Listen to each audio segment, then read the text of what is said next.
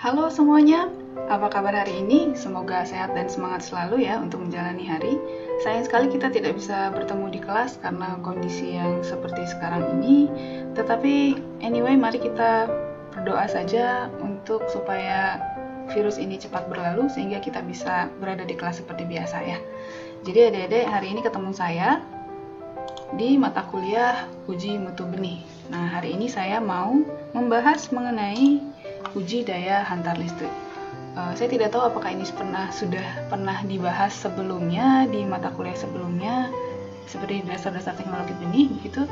Tapi hari ini saya akan jelaskan dengan detail ya. Jadi adik-adik, uji daya hantar listrik ya, namanya juga uji daya hantar listrik ya, berarti base-nya tentang listrik begitu. Tentang daya hantar listrik. Daya hantar listrik ini adik-adik dalam bahasa Inggris disebut dengan electroconductivity ya, atau disingkat EC juga. Nah, apa itu uji daya hantar listrik, kemudian mengapa digunakan, untuk apa, bagaimana caranya, kita akan bahas itu hari ini. Nah, lingkup materi saya yang pertama pendahuluan dulu ya. Saya akan beri pendahuluan mengenai daya hantar listrik itu sendiri untuk mengingatkan adik-adik, karena kita kan bukan orang fisika ya, jadi kita ingatkan lagi. Sebetulnya ini mungkin sudah dipelajari dulu setidaknya SMP begitu ya, tentang konduktivitas, tetapi kita akan ulangi lagi, ingatkan lagi. Kemudian saya akan menjelaskan secara detail mengenai uji daya hantar listriknya sendiri begitu. Nah, baik, kita masuk ke pendahuluan adik-adik. Daya hantar listrik atau dalam bahasa Inggris tadi saya sudah jelaskan bahwa dalam bahasa Inggris ini disebut dengan electrical conductivity atau EC. Apa itu sebetulnya electrical conductivity? Jadi electrical conductivity atau daya hantar listrik adalah kemampuan suatu material untuk dapat menghantarkan listrik. Begitu ya. Si materialnya ini yang dapat menghantarkan listrik disebut dengan konduktor gitu. Kalau adik-adik masih ingat. Nah, saya akan ingatkan lagi adik-adik mengenai itu lewat video yang akan saya putar berikut ini.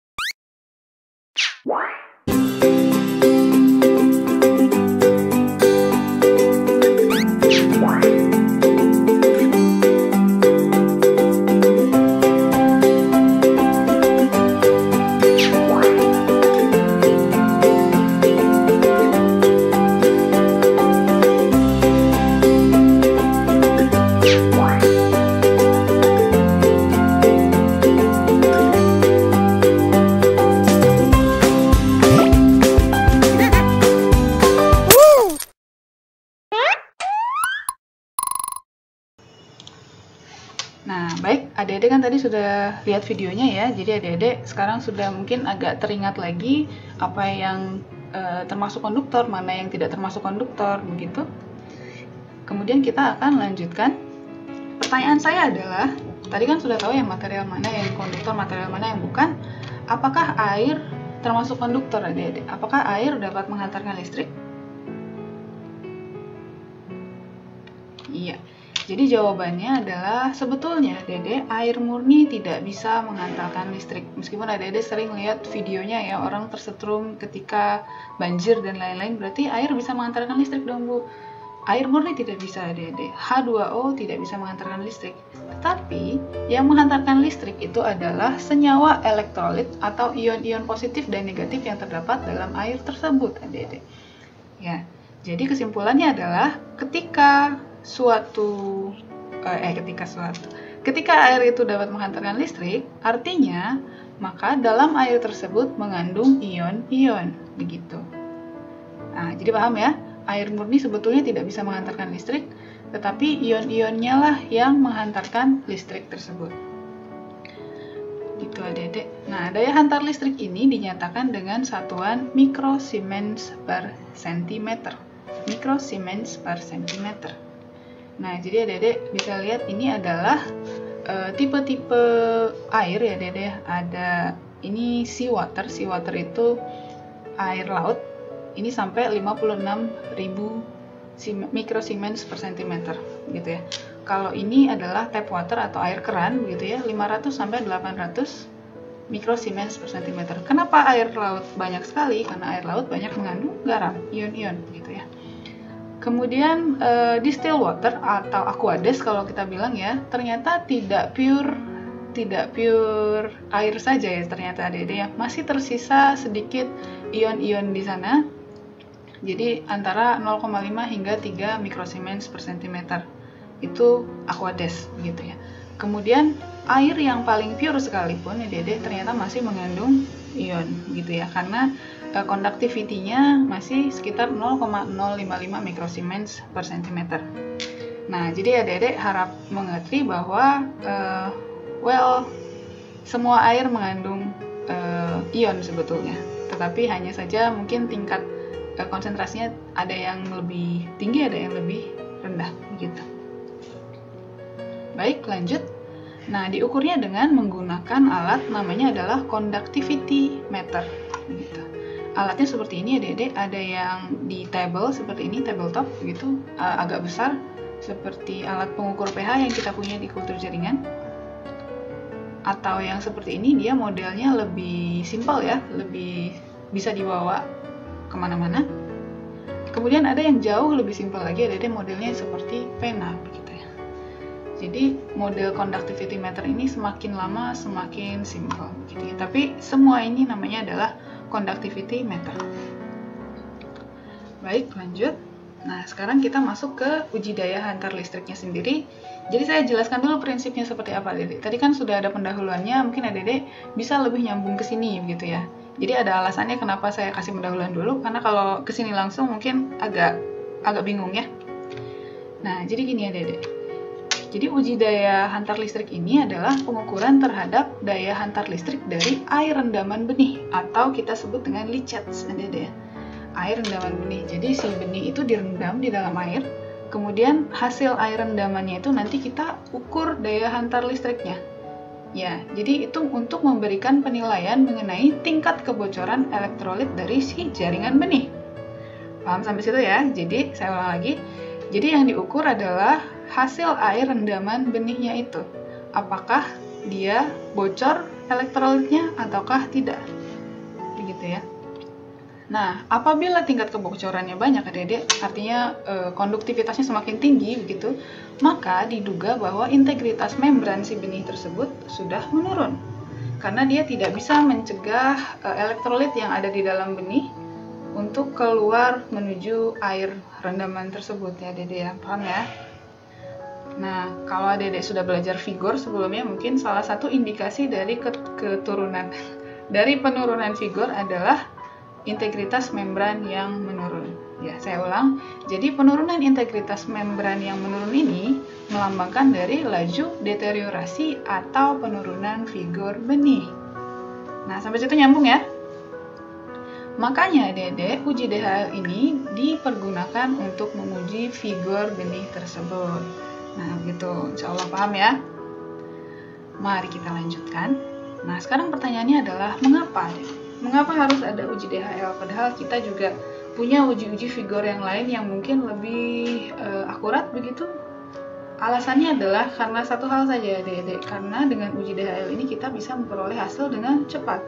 Kalau uji vigor pada umumnya, kalau Dede mungkin sering uji vigor KCT-KST begitu ya, at least kan 14 hari mungkin baru keluar hasilnya. Nah, kalau uji DHL ini bisa dalam waktu yang lebih singkat dari itu. Begitu. Nah, tetapi ya Dede, kita punya tetapi ya. Setiap hal pasti ada tetapinya. Nah, uji DHL ini tidak bisa diterapkan pada semua spesies. Belum bisa diterapkan pada semua spesies. Karena tidak semua benih itu dapat mengeluarkan leachate, Dede. Tidak semua benih dapat mengeluarkan cairan yang menembus membran benihnya. Karena ada benih-benih tertentu yang misalnya coatnya keras begitu ya, atau misalnya dia juga justru tidak mengandung elektrolit tertentu dalam benih tersebut gitu ya. Sehingga Dede, ISTA ini baru menerapkan pada kedelai, buncis, dan ercis saja. Ya, dia standarnya hanya itu yang dikeluarkan gitu ya. Kenapa begitu? Karena sebetulnya uji ini terbilang masih baru ya Dede ya. Ya lama sih tapi baru. Jadi kalau Dede tahu mungkin organisasi benih itu dimulai sejak tahun 1900-an ya Dede. Jadi ISTA sendiri itu didirikan tahun 1920-an, itu jauh sebelum kita merdeka Dede.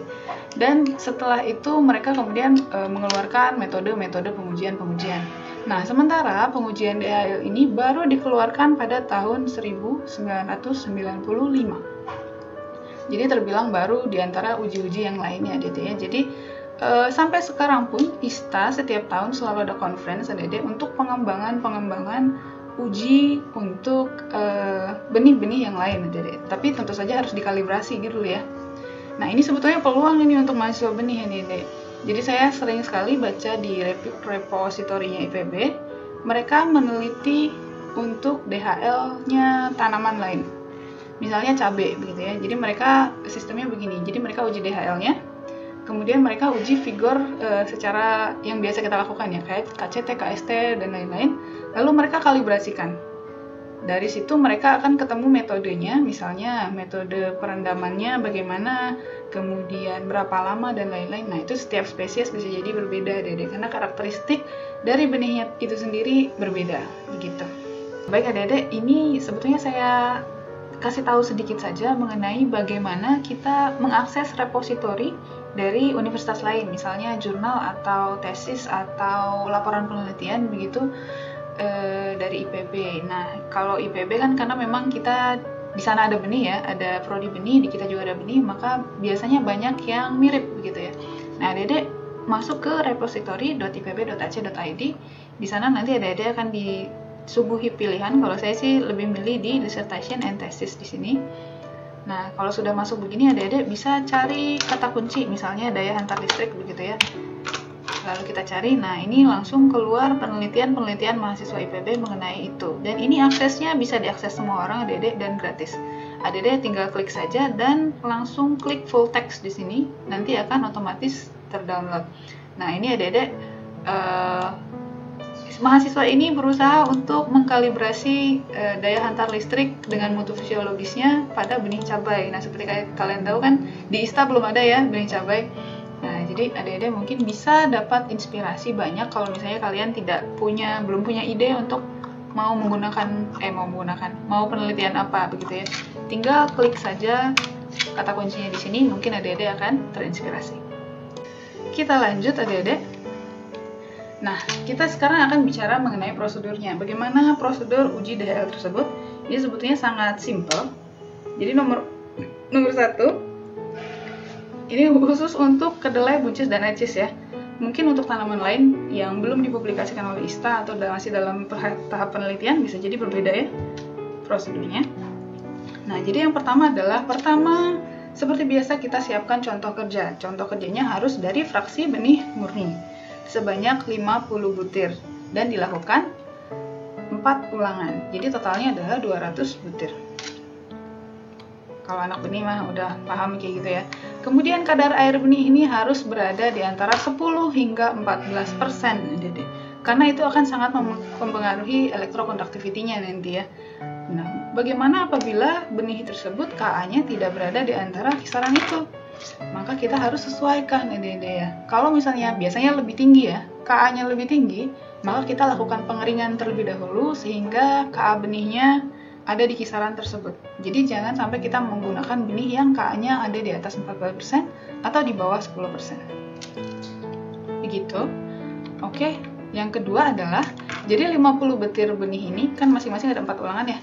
Itu 50 butirnya, masing-masing ulangan itu kita timbang Adik dengan cara dengan 2 angka di belakang koma. Yaitu nimbang aja ya. Dengan 2 angka di belakang koma menggunakan timbangan analitik. Yang ketiga, stepnya adalah, nah setelah kita timbang, kita catat masing-masing ulangan 1 berapa gram, 2 berapa gram, bla bla bla. Kemudian kita rendam masing-masing ulangan di dalam 250 ml Aquades. Bisa di dalam Erlenmeyer atau di dalam beker glass gitu ya. Jadi sebisa mungkin itu bukan plastik atau apapun itu, karena itu bisa mempengaruhi hasil cucinya dan lain-lain. Juga pastikan bahwa Erlenmeyer dan beker glassnya ini ketika mencuci itu sudah bersih sekali Adik-adik, dan usahakan dibilas menggunakan Aquades, karena ketika masih ada elektrolit tersisa di situ nanti akan mempengaruhi. Nah, begini kira-kira simulasinya. Nah, kemudian Adik-adik, si benih-benih tersebut kemudian diletakkan di dalam germinator kabinet atau apapun itu ruangan yang kita bisa atur suhunya sedemikian rupa ya. Jadi antara 18 sampai dengan 22 derajat Celcius selama 24 jam. Nah, tetapi mohon diperhatikan ya Dede, konduktivitas Aquadesnya itu sendiri itu tidak boleh lebih dari 5 mikrosiemens per centimeter. Karena tadi kan ya, Aquades normalnya antara 0,5 sampai 3 mikrosiemens per centimeter ya. Kalau lebih dari itu berarti airnya mengandung elektrolit yang lebih dari seharusnya. Jadi sebelum digunakan, kita ukur dulu conductivity dari si Aquades tersebut. Nomor 4, Adik-adik. Kemudian setelah 24 jam ya, kemudian kita ukur si cairan licatnya itu dengan conductivity meter. Benihnya tidak usah dikeluarkan, langsung saja diukur dengan conductivity meter. Nah, jadi kan hasil conductivity meter itu tadi saya jelaskan bahwa ini satuannya adalah mikrosiemens per centimeter. Ya. Sementara Dede, biasanya di laporan itu mereka minta dalam bentuk mikrosiemens per centimeter per gram. Jadi pertanyaannya adalah, bagaimana kita mengubah mikrosiemens per centimeter menjadi mikrosiemens per centimeter per gram? Akan saya jawab selanjutnya. Jadi misalnya saya punya contoh nih ya, ada hasil pengukuran, misalnya hasil pengukurannya 240 mikrosiemens per centimeter. Sementara berat benihnya untuk ulangan ini adalah misalnya 10,00 gram. Nah, caranya Dedek gampang sekali, tinggal dibagi saja. Jadi kita bagi 240 ini dengan 10, hasilnya adalah 24 mikrosiemens per centimeter per gram. Nah, akhirnya kita sudah tahu ya, ini adalah hasil dari pengukuran daya hantar listrik yang kemudian nanti akan kita laporkan dalam buku laporan gitu ya. Tetapi sebetulnya apa sih maksudnya begitu ya? Kan kita nggak tahu ya, ini 24 ini maksudnya apa Bu? Bagus atau tidak begitu ya? Ataukah jelek begitu. Nah, ini kita punya standarnya, Dede, ditemukan oleh Matthews and Powell pada tahun 1995 ya. Jadi kalau misalnya kisaran DHL-nya itu di bawah 25 mikrosiemens per centimeter per gram, jadi benih ini sangat bagus figurnya Dede, dapat ditanam dalam kondisi apapun. Kemudian 25 hingga 29 ini benih dapat ditanam tapi pertumbuhannya akan buruk pada kondisi yang tidak sesuai Dede. Sementara 30 hingga 43 benih ini tidak dapat ditanam pada kondisi yang tidak sesuai. Ya, Sementara kalau misalnya lebih dari 43, Dedek benih ini tidak layak ditanam gitu ya. Jadi semakin besar nilai DHL-nya, maka benih itu semakin jelek. Nah, saya punya ini 24 mikrosiemens per cm per gram, Dedek. Jadi masuknya yang ini. Sehingga benih yang saya punya ini adalah benih yang bervigor sangat baik gitu ya. Itu adalah cara untuk menerjemahkan angka dari hasil pengukuran DHL tersebut. Nah, kemudian nomor 5, Dedek mengenai pelaporan. Jadi kalau hasil pelaporannya ini dilaporkan pada penetapan lain pada form uji vigor, karena kan kita mau menguji vigor ya, dengan ketentuan yang pertama, bila kadar air tersebut sudah mengalami penyesuaian ya, tadinya kan misalnya datang ke lab itu 16% misalnya benihnya, terus kita sesuaikan gitu ya. Nah, kita harus laporkan kadar air sebelum dan sesudah penyesuaian begitu. Kemudian yang kedua adalah metode ujinya harus dicantumkan. Jadi berapa lama waktu perendamannya, suhunya berapa, dan lain-lain begitu. Nah, begitu saja pelaporannya Dedek. Nah, kita sudah ada di penghujung acara. Saya ingin adik-adik tanyakan pada diri sendiri apakah adik-adik sudah belajar sesuatu hari ini. Ya, kalau tidak mungkin bisa di-rewind lagi video ini, bisa di-download juga. Adik-adik lebih pintar mendownload video ya. Jadi segitu saja adik-adik pelajaran kita hari ini. Mungkin kita akan lanjut lagi langsung hari ini dengan materi lainnya ya. Terima kasih, see you another time.